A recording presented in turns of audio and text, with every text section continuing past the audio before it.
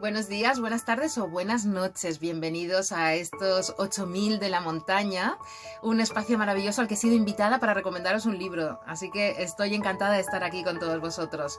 Desde mi pequeña cueva de Bitácora os recomiendo hoy un libro controvertido de un personaje, desde luego, que indiferente no deja a nadie, incluso a sus más altos detractores.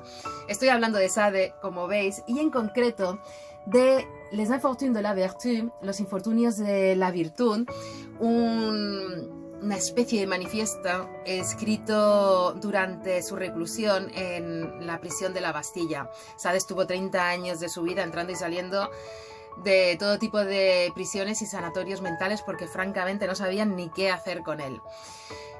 Concretamente, acabó de escribirlo después de 15 días, el 8 de julio de 1787.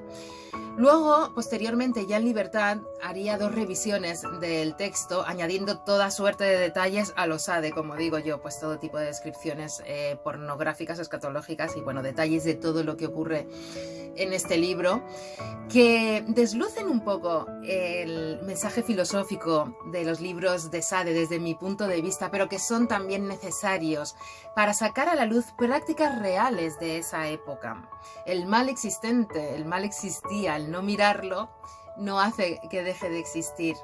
Aunque resulte incómodo leerlo en ocasiones, es algo a lo que debemos acercarnos desde mi humilde punto de vista. Sade es uno de los máximos exponentes de esta novela del libertinaje, libertino por excelencia, muy fiel a sí mismo en su vida privada.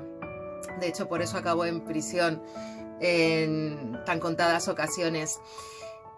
Sin embargo, la novela del libertinaje ya existía antes que Sade y tenemos grandes exponentes como Laclos, por ejemplo, y sus amistades peligrosas, entre otros muchos. El plano pornográfico, toda esa dimensión pornográfica que utiliza, tampoco nace con Sade. Es algo que ha existido a lo largo de toda la representación artística de nuestra historia, pero con Sade adquiere un cariz muchísimo más brutal y transgresor, más allá de todo límite moral de la época y de nuestra propia época.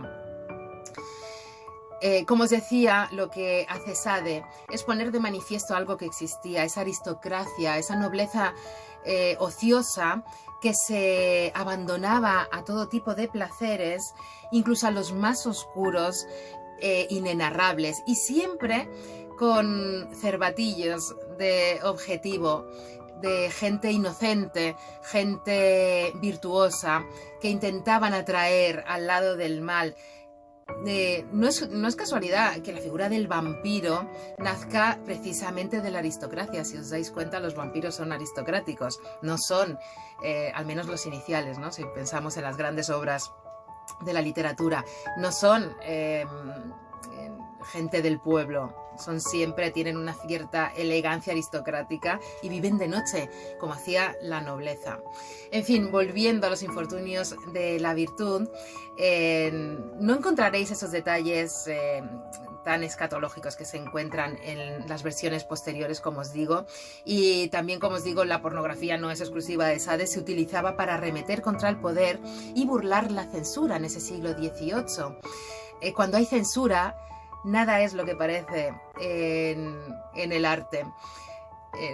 Efectivamente, la indignación ante los gobernantes crecía hasta desembocar, como bien sabemos, en ese 14 de julio, en la toma de la Bastilla, cuando Sade es liberado. Y es el inicio ya de la Revolución Francesa. En Los Infortunios de la Virtud conocemos la historia de 2 hermanas, de Justine y de Juliette, de 12 y 15 años respectivamente cada una, que del día a la mañana se quedan sin la protección de sus padres y sin saber funcionar en un mundo lleno de lobos feroces.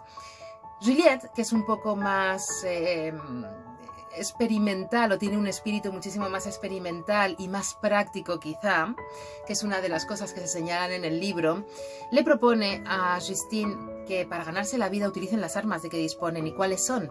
Que son jóvenes, que son bellas y que son vírgenes. Por lo tanto, estarían bien cotizadas en el mercado de las cortesanas. Justine, que es la personificación de la virtud, se opone rotundamente a ello, y es ahí donde sus caminos se separan, Juliette representando al vicio y Justine a la virtud. Considerar que la obra de Sade, y en concreto Los infortunios de la virtud, es simplemente una obra que exalza el mal y premia el vicio, castigando sistemáticamente a la virtud, aunque es real, no es las únicas conclusiones que podemos sacar. Como decía al principio, si algo tiene Sade, además de una narrativa absolutamente maravillosa, incluso para describir los momentos más terroríficos, es que nos plantea una serie de cuestiones filosóficas que a día de hoy deberíamos estar debatiendo y poner sobre la mesa, como los límites del bien o el mal, del vicio, de la virtud, y si la virtud es el único camino para llegar a la recompensa de vida final, o si elegir el vicio nos es muchísimo más placentero que el camino de la virtud. Al final, lo que pensaba Sade es que en el mundo había tanto bien como mal, tanto vicio como virtud, y se equilibraban en cierta medida, como toda la lucha de contrarios. Por lo tanto, tanto si elegías el bien como si elegías el mal, la virtud o el vicio, el resultado podía ser el mismo. Pero, habiendo elegido la virtud, desde luego tu vida iba a ser muchísimo más complicada. ¿Por qué decía todo esto? Porque Sade conoce el mal, sabe lo que ocurre con la gente virtuosa e inocente que no tiene herramientas para luchar contra el mal. Por lo tanto, leer a Sade también es leer la disección del mal que existe incluso en nuestros días, y muy lamentablemente tenemos muchísimos ejemplos prácticamente día a día. Si conoces el mal, puedes evitarlo y no serás una Justine, no caerás una y otra vez en las fauces del león, en las mismas trampas de la seducción, de la mentira, del engaño. Por muy sofisticadas que sean. De esto saben mucho los criminólogos, y por eso hacen tantos ensayos divulgativos de la disección del mal, para que estemos atentos y alerta. Es una manera de combatirlo. Desde luego, un libro, desde mi punto de vista, que debe aparecer en las estanterías. No nos quedemos con esa visión de Sade como la representación o la apología de la perversidad. Quedémonos con lo que nos aporta a nivel filosófico y práctico del mal que existe en la vida, y de eso sabía mucho el siglo XVIII, que vio nacer la novela gótica en Inglaterra, por ejemplo, y que también penetró después en Europa. Espero que os guste.